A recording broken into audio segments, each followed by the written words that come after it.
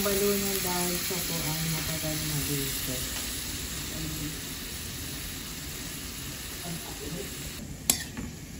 Ayan. Palalambutin po muna natin ang balunan. Patuban. So, ayan. Kumukulo na po ang ating balunan. Ayan. Kailangan pong malambot na malambot yan bago natin ihulog ang atay. Ayan. Malapit na po siya lumambot. Ayan. Lalagyan na po natin ng toyo. Soy sauce. Yan. Tansyain nyo na lang ang inyong timpla. And then, ilalagay na po ang chicken liver or atay ng manok. Yan.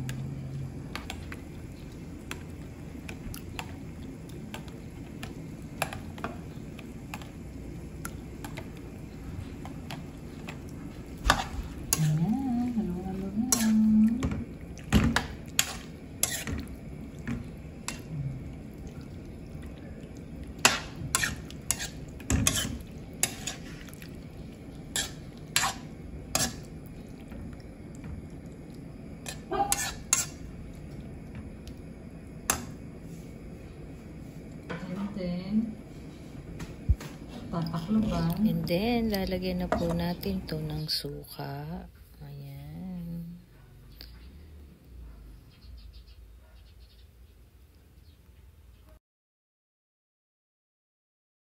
Ayan, lalagyan po natin na seasoning. Chicken powder. Ayan, lalagyan na po ng paminta. Ayan yun, maluluto na po. Lagyan po ng konting sugar. Konti lang po. Ayan.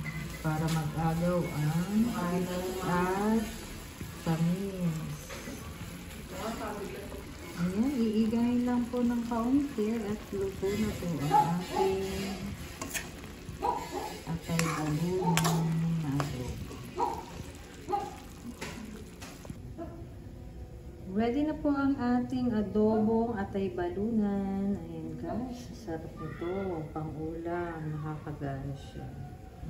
Ayan. The best adobo.